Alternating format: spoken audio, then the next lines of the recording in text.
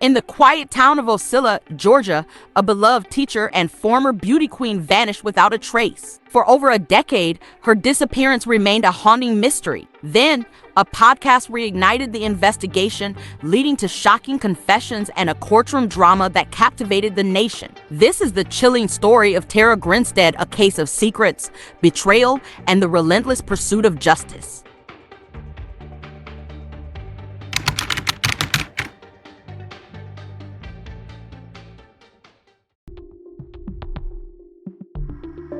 Tara Grinstead was more than a teacher.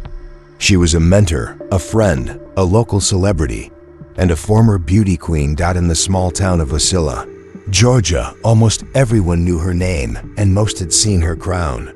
She taught history at Irwin County High and helped coach aspiring pageant contestants.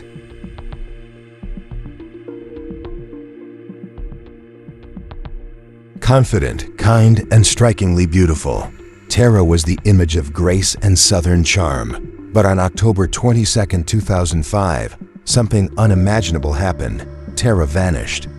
She had spent the day at a beauty pageant, cheering on her students, smiling in photographs. Later that evening, she attended a cookout at a friend's home, just a few blocks away. Everything seemed normal.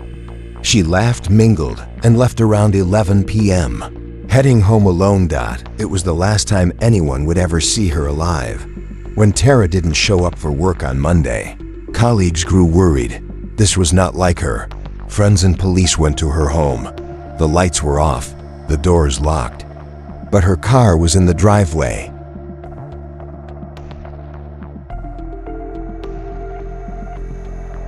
Inside, her purse was gone. Her phone was charging. Her bed looked slept in, but she was gone. No signs of forced entry. No blood, no broken windows. Just the unsettling sense of absence. A latex glove was found in the front yard.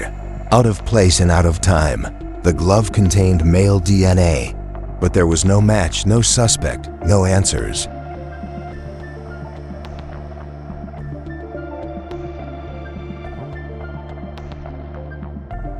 Days turned into weeks, weeks turned into years.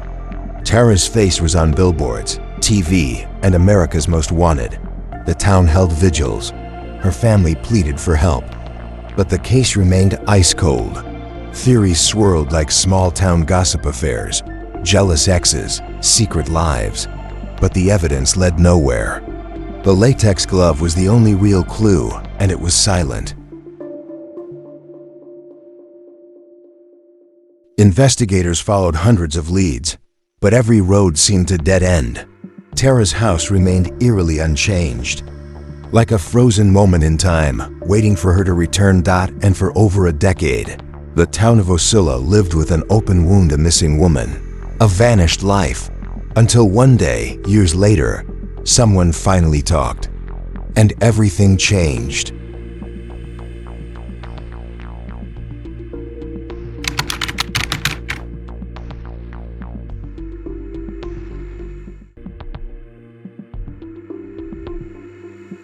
For over a decade, Tara Grinstead's case remained unsolved, quiet, like a ghost haunting a small Georgia town. Then, in 2016, a podcast called Up and Vanished dared to ask the question everyone had stopped asking. Why did Tara disappear? And why hadn't anyone come forward? Host Payne Lindsay wasn't a detective, but he was persistent, methodical, and deeply curious. As he dug into the cold case, new attention flooded in interviews, tips, rumors reignited. People who had stayed silent for years began to talk again, voices shaken, details murky, but real. The podcast grew into a movement. And in February 2017, the dam finally broke. Authorities announced the arrest of 33-year-old Ryan Alexander Duke, a former student at Tara's school. He had never been a main suspect. His name was barely in the original files, but now he had confessed, claimed he broke into Tara's home to steal money and killed her when she caught him. The town was stunned. a familiar face, a quiet man with a deadly secret.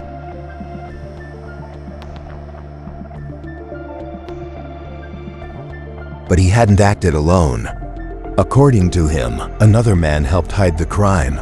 That man was B.O. Dukes, another local, another former student, another name long whispered in rumors. B.O. Dukes was charged with helping dispose of Tara's body in a nearby pecan orchard.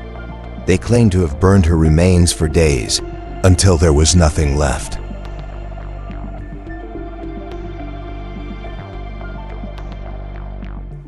The orchard, once a peaceful field, now felt cursed. A crematorium in the dirt. People asked how two young men kept such a horror. Buried for 12 years, some locals had suspicions, but no one had proof. No one had dared to come forward. Bo's ex-girlfriend later told police he had confessed to her years earlier, but she hadn't believed him.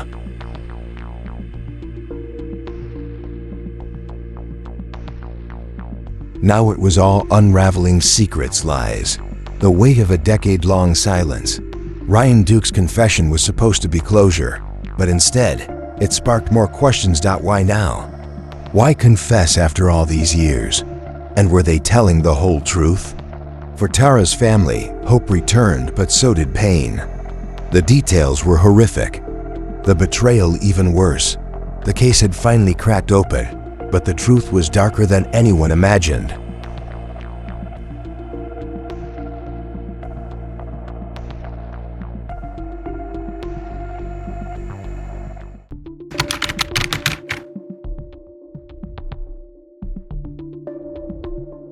With arrests made, many thought justice for Tara Grinstead would be swift and clean, but the courtroom proved to be just as murky as the mystery that had haunted Ocilla. Ryan Duke had confessed, but soon after, he pleaded not guilty. He claimed his confession was false, coerced, made under the weight of drugs and fear, and he pointed the finger at someone else, B.O. Dukes. According to Ryan, it was B.O. who had killed Tara, B.O. who had burned the body. The confession that once felt like resolution now fractured into doubt.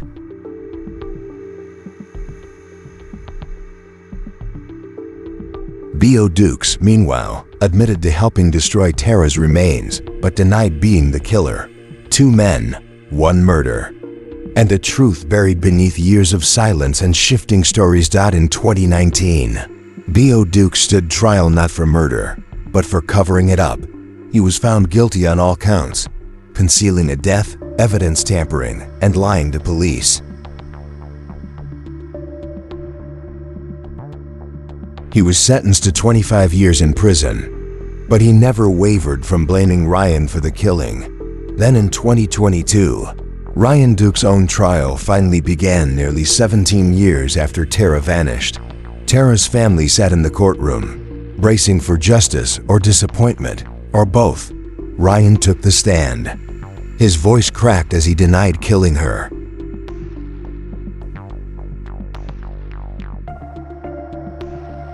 He said B.O. Dukes came to him after the fact, told him what he'd done, asked for help. The prosecution called his story a lie. Saadi confessed in detail years earlier. No one had forced him. Tara's blood was found on Ryan's glove. Her injuries aligned with his confession, but the defense painted B.O. as manipulative, a man with motive, means, and a known history of lies.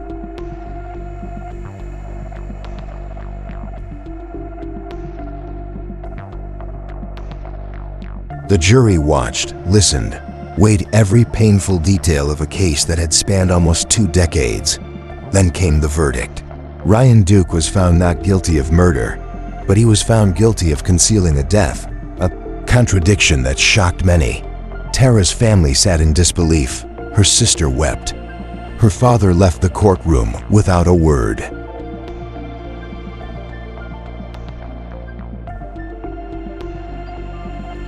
B.O. Dukes remained in prison. Ryan Duke faced more time. But the truth, still tangled in shadows. Justice had come. But it didn't feel like closure. It felt like a wound that wouldn't close. In the end, the courtroom revealed facts, but never quite delivered certainty. For Ocilla, the case wasn't just about who did it. It was about how so many stayed silent for so long, and how one woman's life had been taken, and still, somehow, no one fully paid the price.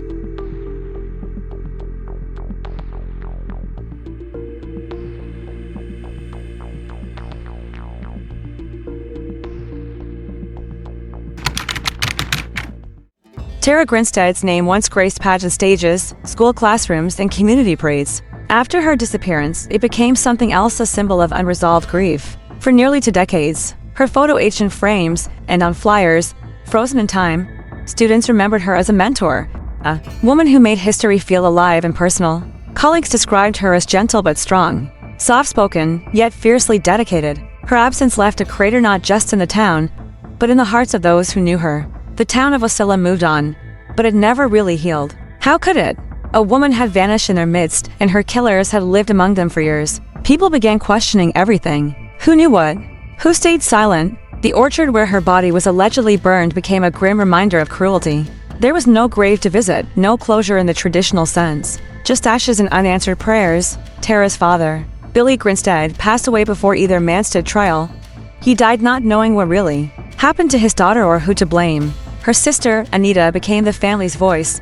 She sat through trials, she held back tears. She fought not for vengeance but for truth, for dignity, for Tara's memory. The Up and Vanished podcast changed everything, and yet not enough.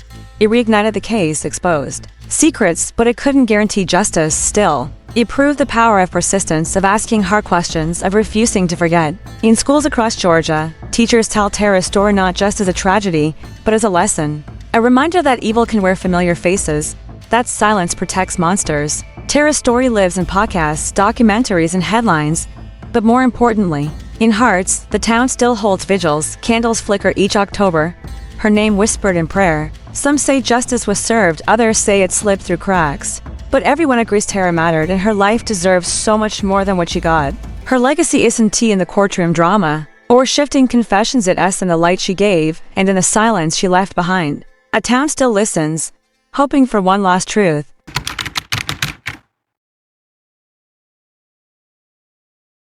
Welcome to the Deep Dive. Today we're looking into a really perplexing case, the disappearance of Tara Grinstead. That's right. She was a high school history teacher from Ocilla, Georgia, vanished back on October 22, 2005. And it's a case with so many twists. We're going to try and unpack the timeline, the investigation, and, well, the answers we eventually got, even if they weren't quite complete. It really is a complex one. It shows you just how difficult these missing person investigations can be. Absolutely. And how different factors, the community, police work, even new media, all played a part. Definitely. So let's talk about Tara herself. Yeah, who was she before this tragedy? Okay, so she was born November 14th, 1974, in Hawkinsville, Georgia. Makes her 30 when she went missing. Just 30. And not just a name, right? She was known in her town. Very much so. She'd really built a life there. Got her degrees, Middle Georgia College, then a master's in education from Valdosta State. And she was teaching. History. At Irwin County High School since about 1998. And, interesting side note, she was involved in beauty pageants. Oh, really? Yeah. Miss Tifton back in 99 competed for Miss Georgia, too. And she actually used the prize money for her education. Wow. So ambitious, involved in the community. Exactly. Paints a picture of someone really active and well-liked, which made her disappearance even more shocking. So let's get to that. Monday, October 24th, 2005, she doesn't show up for work. Right. And that immediately set off alarm bells for her colleagues. It wasn't like her. So they called the police. And the police go to her house. What did they find there? Well, that's where it gets strange from the start. Her car. It's outside, right where it should be. Okay. Her cell phone was inside the house, too. Yeah. But her purse and her keys were missing. Huh. That doesn't sound like someone just, running late. Exactly. Yeah. It suggested something wasn't right about how she left, or if she left willingly. So the local PD, they pretty quickly called in the GBI, the Georgia Bureau of Investigation. Smart move. And what did the GBI find initially at the scene? That was the other puzzling thing.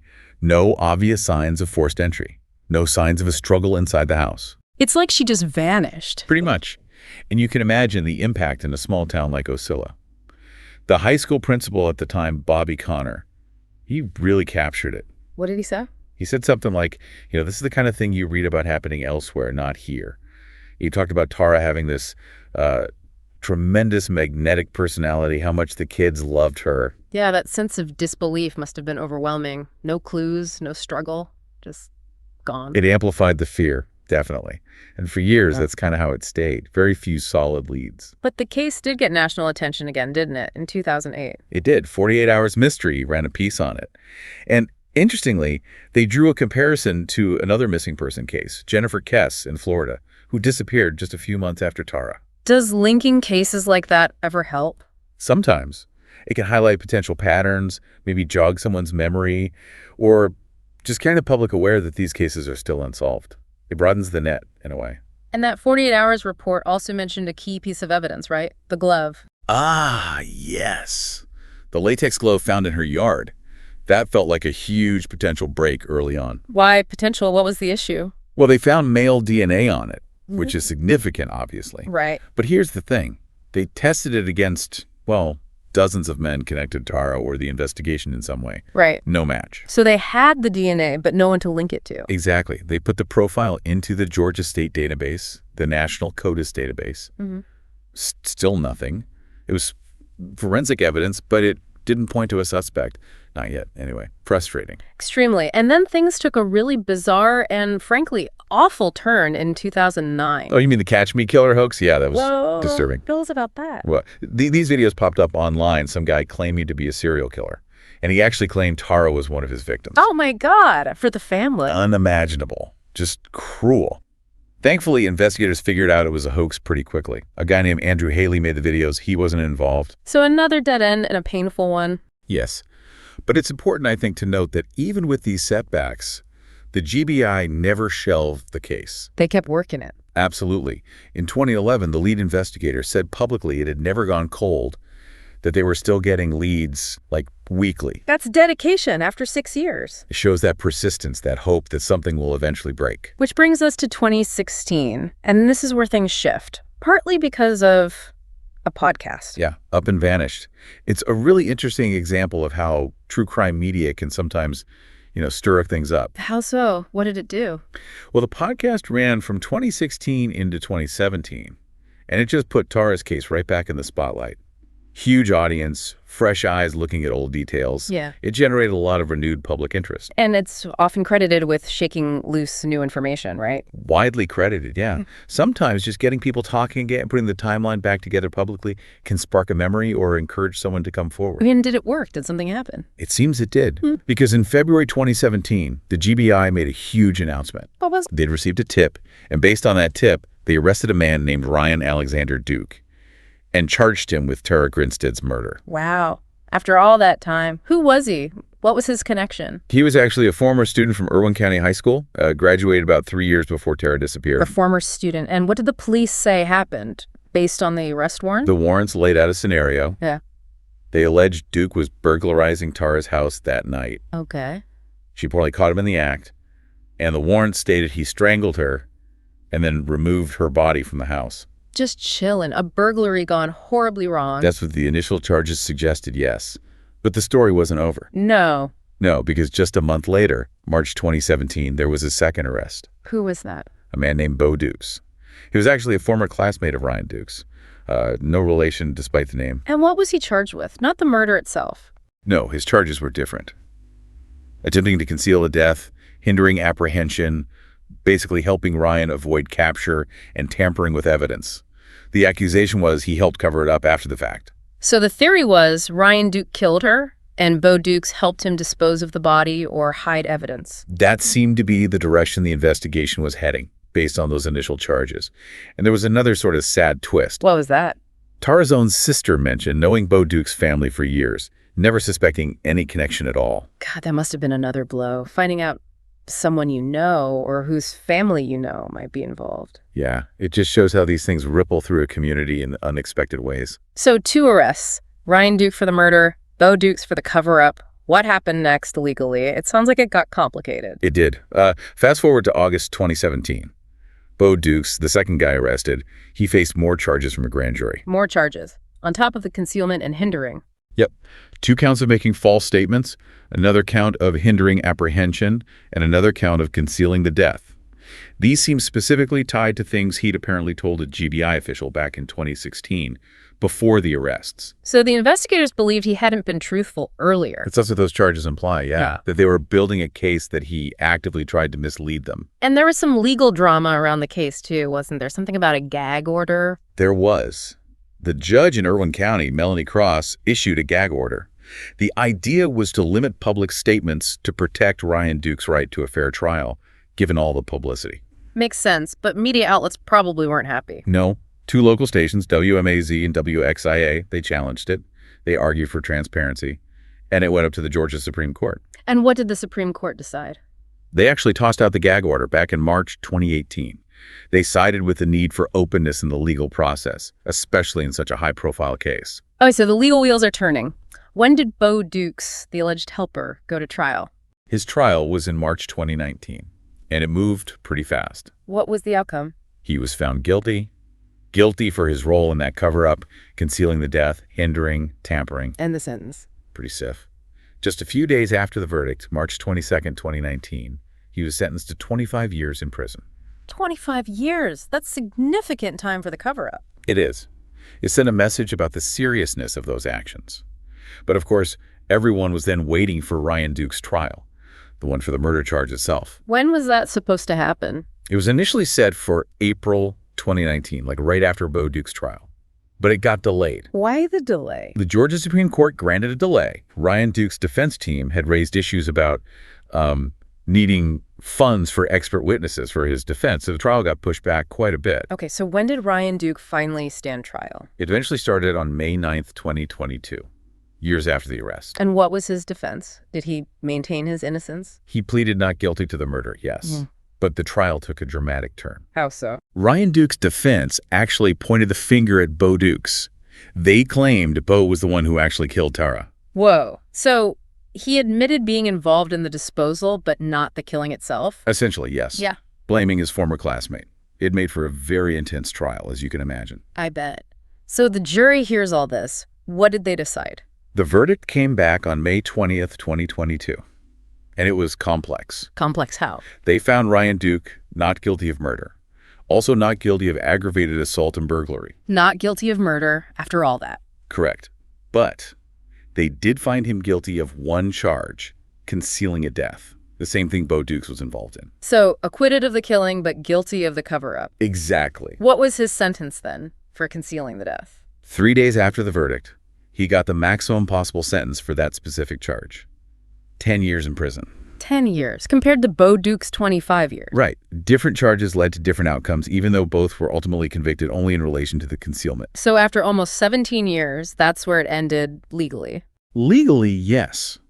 It brought a form of closure, but maybe not the clear resolution many people in Ocilla and Tara's family had hoped for. Yeah, definitely leaves questions. So, just to recap this long journey, Tara Grinstead disappears in 2005. Years of investigation, few leads. Right.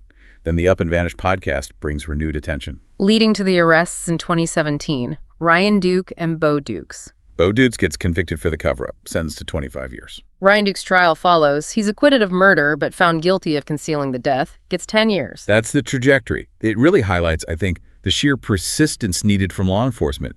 The GBI never gave up. And the sort of unexpected power of new media, like that podcast, to shake things loose in a cold case. Definitely. But it also shows that even when you get arrests and convictions, the full picture, it can remain murky. The court reached its verdicts, but questions about exactly what happened that night might still linger for some. It really makes you think, doesn't it, about the impact on a small town, the dedication investigators need, and how sometimes answers come from unexpected places years later. Absolutely. And it leaves you with this thought. Even with legal conclusions, in a case it still feels like it has loose ends, what does justice truly look like for Tara Grinstead and those who loved her?